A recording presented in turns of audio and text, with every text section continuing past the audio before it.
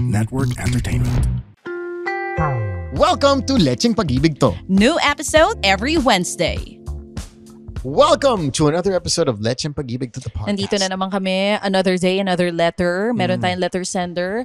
At this time, parang dudugo yung ilong ko dahil Englisher siya. Pwede ka basahin? Englisher! Para to relieve you of the... Ayoko, gusto ko ako. Kasi babae, princess yung name. Taking I the want to practice my English because I want to be an Englisher like you. Taking the challenge. Sabi niya dito, di ko na patatagalin. But by the way, thank you po sa pakape. Talagang halatang nakakaluwag-luwag na tayo sa buhay. May pa-coffee na po tayo dito. Yardstick mamahalin. Oo, thank you With so notes much, of- Papi. Notes of apple.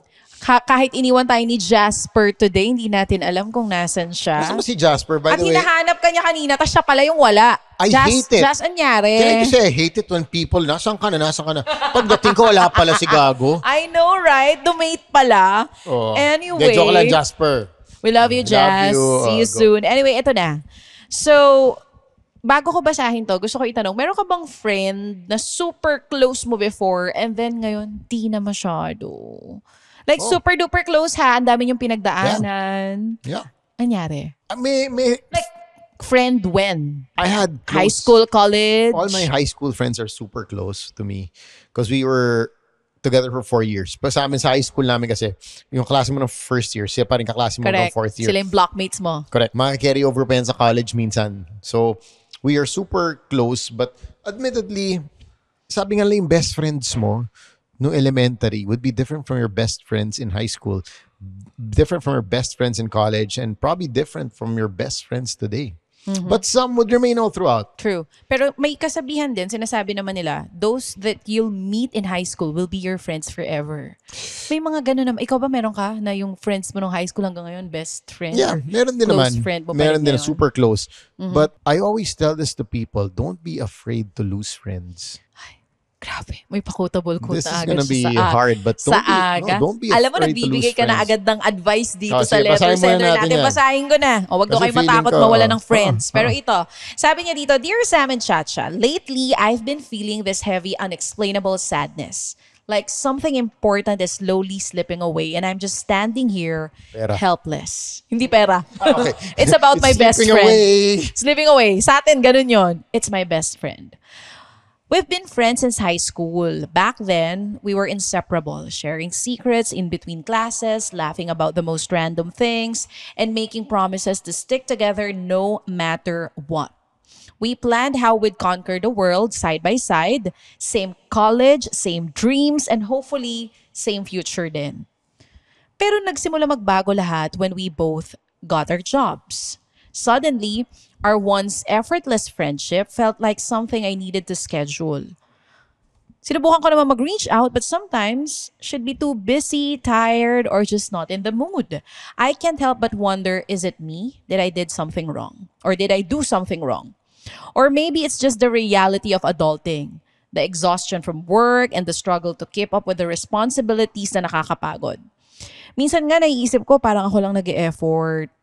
Or maybe, baka naman nakahanap na siya ng bagong mga kaibigan who understand her better. People who share the same interests and lifestyle. Sam and Chacha, na-notice ko rin that the things we used to love doing together don't feel the same to me anymore. Uy. Yung trip namin dati, late night hangouts, spontaneous road trips, parang hindi na ganun ka-exciting for me sa ngayon. Pero siya, ganun pa rin hanggang sa ngayon ang gusto. Have I changed too much? Or maybe I've just grown up differently? Namimiss ko na tong best friend ko. I really do. I miss the version of us that would never go a day without talking. But now I feel like I'm chasing something that's no longer there. And I don't know whether it's just life pulling us apart or if she's just choosing to walk away dito sa friendship namin. Why does growing up means growing apart? It feels unfair that the friendship we once thought was unbreakable is now just a faint memory. I just want to know, did I lose my best friend because nagbago ako or dahil nagbago siya? Sometimes I feel guilty for not trying harder, but other times, I wonder if it's just time to accept that we're on different paths now. Heartbreaking siya to think that someone who knew me so well is now like a stranger to me. I just want to understand why it has to be this way. Paano ba mag-move on from a friendship that feels like a breakup? How do I deal with the emptiness that comes from missing someone who's still technically nandyan naman but feels so far away? So, friends pa sila, pero nafe-feel niya na may nagbago na talaga. At papunta na sa talagang Parang papunta na pero sa since break. beshi lang kayo, hindi Yes. siya breakup technically. Oh, kasi hindi Ha? naman nagbe-break up as friends. Hindi siya romantic. Okay. Was there ever a time na sinabi mo sa kaibigan mo na break na tayo? Wala namang ganon. I can't be your friend anymore. Because I love you na. Yeah. Ganon. Tayo mga na gano'n ha. Oo. Kayo magde-deny. Ganyan ginawa mo kay Esa. Uwagin ka. Gago, Oh. hindi. Sinabihan tayo na gaya. Sorry, I can't be your friend anymore. But it's sad to hear her story kasi kilalang kilala daw siya nito and super close nila. It's sad, but it's normal. I think it's normal. I think it's Part of it's adulting. part of life, part of adulting, part of growing up. But I don't think you lost your best friend. Yes, there is distance. You guys don't talk as much, don't spend time as much, because let's admit it, lahat tayo, we all grow up. Yeah. Um, Lahat ba? Yeah, aminin natin. Nung sabihin natin, DJ Chacha, the year is 2025. Let's go back to DJ Chacha in the year 2018. Ano ang mga kinabibisihan mo at priority mo sa buhay? 2018? Bago kami ikasal niya ni Mike Well, busy sa racket. Give me two things. Racket, work. Una sa lahat, wala akong pakinon sa workout. Okay. Hindi ko pa nakikilala no ng bike. Hindi ko rin alam ang running. Mm-hmm. May nagpapapawis-pawis on the side. Nag-yoga yata ako nun. Oh, yun. Nag-gym. Pero like, hindi consistent. Consistent. Because that was not a priority. No. That was something you No. really Ang priority enjoyed. ko na is to hustle. Correct. Hindi ako nagwe-weekend that time. No weekend, lahat ng trabaho tinatanggap. That is Chacha 2018. 2018. How about you? I was exactly the same. 2018 was Pero mo-workout ka na. Kasi di ba? nag-workout na ako noon. But that was still a priority. But my priority in workout ko noon was competitive. Ito na yung, yung marathon era mo. Oo, yung running ko. Ironman era. Yung running ko, kailangan may PR, may inahabol akong oras. Yung 5K ko, yung 10K ko, Babae yung 21K. era, 2018. Babae era? Oo. Hindi kasi ako dumaan sa pagiging babaero. Oh. Eto na. Sino jowa mo na? Naalala mo? 2018. Hindi pa si Esa yan. Si Esa na. Okay. I was making porn. Hindi pa kami. Okay, Pinopormahan pumoporma. Pero hindi pa love life yung focus mo that time. Oo. Right? Kumbaga, Work and yourself lang. Oo, kasi especially 2015, I was okay na walang love life. I was fine. I was doing my thing. Yeah, 10 years kang single. Hello. Hello, if you're single, it's easy to get rich. Wait lang, akala ko iba yung nasa isip ko. Diba? Sorry, iba yung nasa It's isip easier. ko. Hindi ko sasabihin dahil for sure nakikinig sa Esa. Hindi, totoo naman eh. Wala kang pinagkasusan. O nung isa lang anak mo, Oo. wasn't it easier? Amen. Yun lang naman yung True. point ko. Oo, tama Pag single naman. ka, Correct. Kapag single ka, wala kang ibang pinagkasusan, mas madaling Hindi, yumaman. tsaka kasi pag nagka-jowa ka na, syempre isipin mo yung birthday gift, anniversary gift, Dinners, dates. yeah, trips, right? Is it necessarily worse? Is it a bad thing? No. Because now your happiness revolves around that. Pero kasi- And going out on a date makes you happy. Hi, I'm Joelle. I talk for a living and I'm an overthinker. Life keeps going and the questions keep coming. But I hope you find comfort in the fact na hindi ka mag-isa. Ang dami nating overthinker, no? Sa ups and downs, twists and turns ng buhay, paano kung ituloy lang natin ang paghanap ng kasagutan? Ready? Tara! This is Joelle's podcast. Paano kung? Powered by the Pod Network. Was there ever a friend of yours nung 2018 or 2015 na super close na ngayon, wala na? And for you, okay lang. Hindi wala na eh. Nandiyan pa rin. Nandiyan pa So rin. wala kang solian kandila levels, But friend. my best friend now, both of them actually. You still talk to them. Yeah, but one When was is the last based time? in Brunei, one is based in the States. When was the last time you talked to this best friends of yours? Oh my God, si Carlo, my best friend in the States, last time ko siya nakausap was, probably 9 months ago. and you call. Last text ko sa kanya, let me You just call. be very... Kasi iba yata ang ball game ng mga lalaki. Hindi kayo masyadong clingy like us girls. Right? Last messaging namin, to be exact, was August. He greeted me for my birthday, August 21, But 2024. you still consider these two Yes. guys your best friends. But you Si don't. isa, But si you don't Brunei. talk to them a lot. But why? Why do you still call them your best friends? Because Ito ba dalawan to yung parang talagang pag may pinagdadaanan kayo, you go to them? Ang dami namin pinagdaanan in life, in general. And when tao dito, but when we reconnect, And you're still parang best of friends with them kahit di kayo nag-uusap? yes. And Lagi? correct. And I'm gonna move over to Tony and Slick, who are also my best men. I also consider them my best friends. Yeah. Siguro, medyo marami akong kinoconsider na best friend. Yeah. I have probably 5 na sinasabi ko, yung ride or die na sinasabi ng mga tao na parang these guys na ito yung tatakbuhan mo pag talagang Kasama to. si Carlos, si Jose, si Tony, si Slick, and probably my brother. Ito yung mga parang if your back's against the wall, sila yung mga tatawagan mo. Sila yung naka-speed dial Dito sa'yo. hindi. But I know, even if we don't talk every day, we don't talk as much as we do, isang tawag lang, nandyan sila. And it doesn't mean na fading yung friendship. Even Maybe. if you don't talk to them every day. It's Because fading- there are people who says, or parang ang paniniwala nila is, you have to make an effort para hindi mag-fade yung friendship. Just like any relationships. Well, May ganon. Kaya nga sabi But ko, people parang grow up. feeling But ko kasi, we grow up, or priorities sometimes I change. feel like iba nga for girls and for men. Could be. Kasi sa amin, baka mas clingy kami na parang pag hindi na nagpaparamdam sa amin, pakiramdam namin na, ba yan, hindi na ako masyadong kinakamusta nito. Baka may ganun sa babae, sa lalaki, wala. Hindi issue yon. Pero gano'n naman talaga, nabibisi tayo lahat. Sometimes, pag single ka, mas marami kang time makipag, usap sa friends Sa mo. friends. Once you start getting romantically involved with someone, automatically yung time mo, from let's say, meron ka 100% worth of time, divide na yan, 50 will go to the person you're dating, 50% will go to still your friend.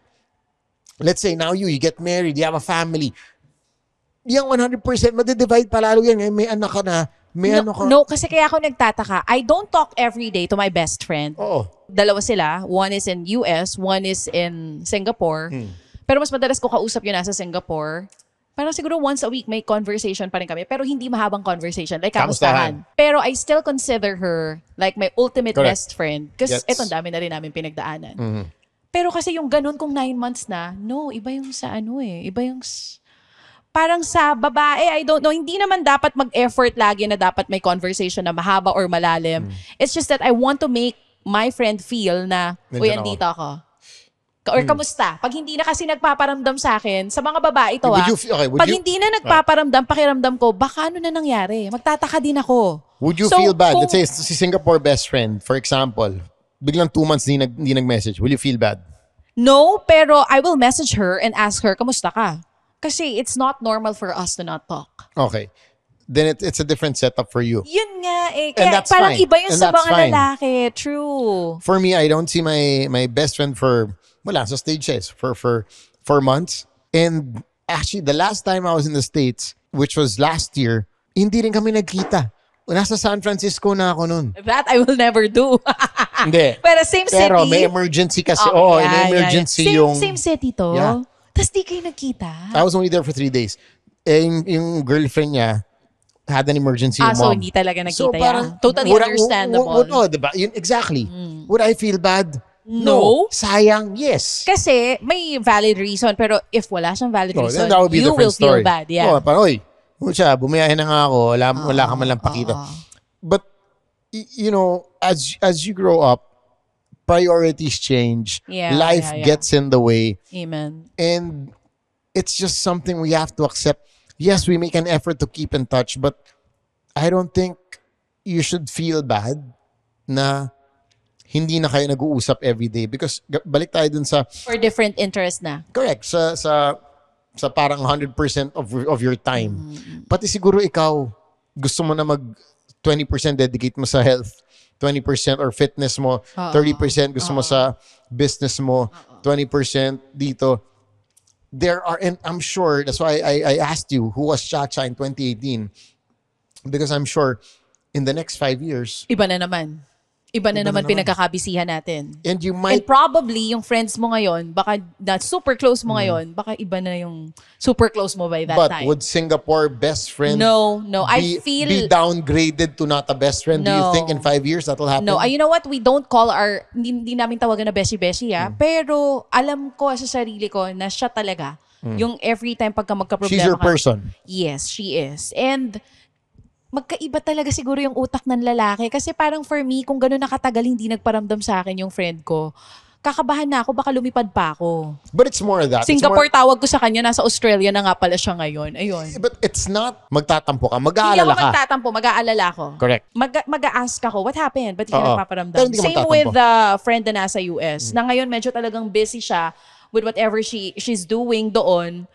Pero yun nga, hindi nababago yung lalim ng friendship. But at the same time, ako talaga, paniniwala ko, Papi, we have to make an effort if we want yung tao. The connection will still be yung, there. Oo. Just to show you care. Lagi. To show you care. Not just to show you care, parang same with work or same with your relationship with your wife. Kapag hindi Minsan mo yan... nagpapakita ako sa asawa ko. Hindi yun, gago. Hindi Pag ba? di ka nagparamdam kay Esa ng kung August Mga ka 5 last hours year. pa lang. Oo. Ganun. Tanggalin niya isa-isa yung pilik mata mo sa mata. Parang for me, kahit friendship, kahit anong klaseng relationship, we have to make an effort. Mapa-relationship man yan sa kaibigan or sa pamilya, dapat may effort. Pero siguro, sa mga lalaki, baka nga iba. Or baka there are also other people, kahit hindi lalaki, babae, na same ng friend ni letter sender. Same ng friend ni Princess na, baka your friend is like Sam. Dami lang ginagawa ngayon sa life. Magkaiba lang kayo ng interest, pero yung lalim ng friendship nyo, same It's pa always gonna rin. be there. But for me, that kind of friend will not work para sa akin. Because gusto ko, pareho tayo nag-effort sa isa't isa. Yun nga, it's a different setup, Yes, different type of yes. But also, what I realized, as you grow up in life or you become more mature, there will be really some people you have to let go of. Ito na. Or there are gonna be people or friends that probably hindi na kayo on the same wavelength, diba? Probably they're still in that partying phase, diba? They're still in the, inuman phase. Na ikaw, iba na yung priority mo, iba na yung And there is nothing wrong with letting go of that. Sabi ko Or nga, pwede namang... I posted this on my Instagram a few days ago. To be the best version of yourself, there are a lot of goodbyes that you will have to a lot of things you'll have to let go of. And a lot of goodbyes. Or pwedeng hindi naman let go, pero we just have to accept na hindi na kagaya ng dati. Nandyan pa rin, Yeah. pero hindi na same. So I'm sure even if our letter sender feels a bit empty now, feels bad now, maybe when you start having a family, maybe when you're, you start focusing on some other things, you'd probably understand na parang, shit, pati ako na busy na. Diba? Does it mean you're a bad person? Does it mean you're a bad friend? True. No. Does it mean you don't care about the person? Yeah, No. or you don't love the person anymore. Or pagka humingi siya ng tulong sa'yo, dadalma ka na. Meron akong kaibigan na ganito. Na medyo ganito yung setup namin. Pero nag-uusap pa rin naman kami. Pero nung una, iniisip ko, magtatampo ba ako sa kanya? Magtatampo ba ako sa kanya kasi hindi na siya singdalas ng kung paano kami mag-usap dati. Or lagi ka nag-aaya, lagi siyang hindi ako pwede. Hindi talaga nagtutugma yung schedule namin. And parang nafe-feel ko na ako na lang lagi ito na pangalanan na natin. Magkausap lang kami ng isang araw, magugulat na naman to. Nasasabihin niya, hindi talaga pwede. Pero naiintindihan mo na talagang busy lang siya. Pero again, parang sa akin, now that we're talking, tas na-realize ko na, wow, super best friends kayo. August pa yung huling usapan nyo. And for you, walang nagbago. Nung time na nakausap ko siya last time, tas try namin i-align yung schedule namin, bigla ko na-realize na minsan, bago na tayo magtampo dun sa friends natin na parang feeling natin di nagpaparamdam sa atin, assess din natin yung sarili natin. Baka mamaya nasa atin yung problema, masyado lang tayong sensitive or matampuhin. Clingy. For lack of a better term. Hindi nga matampuhin at sensitive nga eh. Na parang feeling mo lahat ng nangyayari, may issue. Pwede namang wala. Pwede namang busy lang talaga yung friend mo. Na-overanalyze mo. And we are like that most of the time. We're overanalyzing things. Minsan nga, mag-reply na walang smiley, na-overanalyze na Uy, totoo yun. Ako, Minsan when my wife replies, dito ka ba Takot ka na, kain? natatakot ka Ready ka na ba? Tapos nireply niya, K, letter K lang. Na overanalyze mo na yun. Oo. Oo. Minsan Pag minsan talaga. nga tahimik lang yung wife mo, gusto lang tumahimik, na overanalyze 90% of the time, it's like that. Iba yun. Iba yung bubuhusan kita ng kami dyan That's 90% Oo, of my iba life. Yun. Pero what do you wanna say dito kay letter sender? Si Princess. Final words, papi. Para sa mga ganito yung feelings. Dapat ba kausapin pa yung friend? I don't mind. I was gonna say that, Princess. Oo. If that's what you want to get off your chest. You want to talk to this is your super best Kaya friend, lang your baka i-take person, negatively your person. It's okay because if she's your person, she would also understand. But also, kesa you know what's just what my fear is or what's bad about that is that if you keep it in for so long, kim-kimin mo, baka Tapos sa lumaki dulo. yung problema. Kasi nga meron ka ng sama ng loob na hindi mo nilabas, magi-implode. So, to avoid that from happening, it's okay to talk to her. If she's your person, she would understand why you're bringing this up. But also, on the other hand, tama si Chacha, analyze yourself.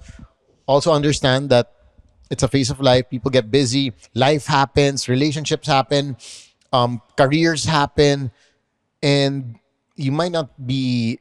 And just because you don't talk as often as you used to talk before, the friendship has declined or has decreased.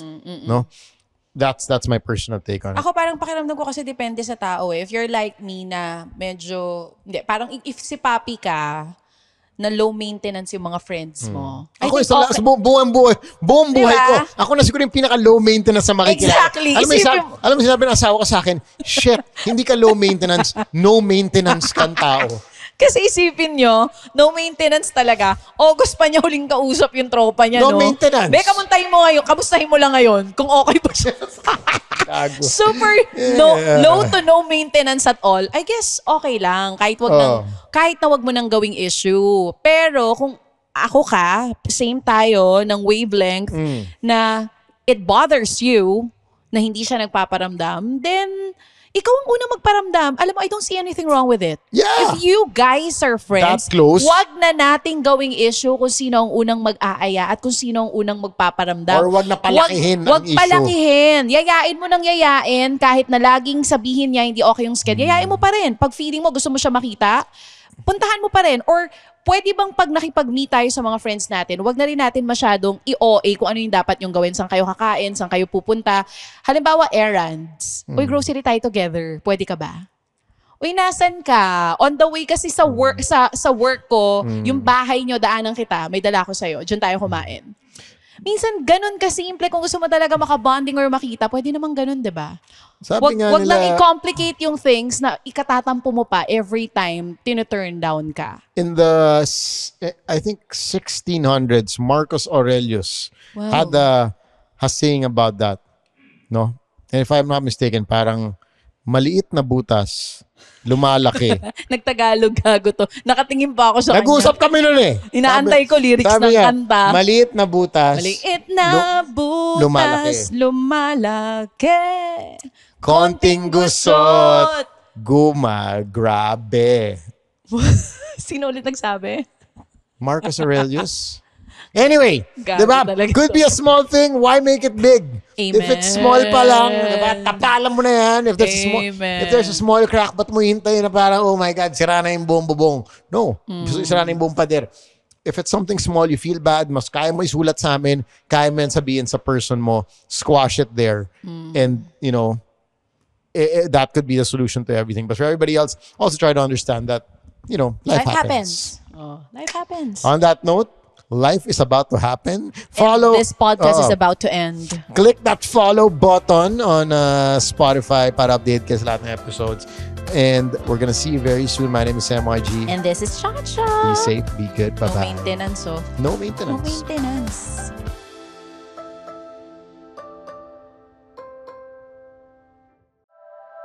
The opinions of podcast creators, hosts, and guests are not necessarily reflective of the official stance of the Pod Network Entertainment, its hosts, or other network programs. The content created by the people behind the podcast is personal and not meant to harm any religion, ethnicity, group, organization, company, or individual.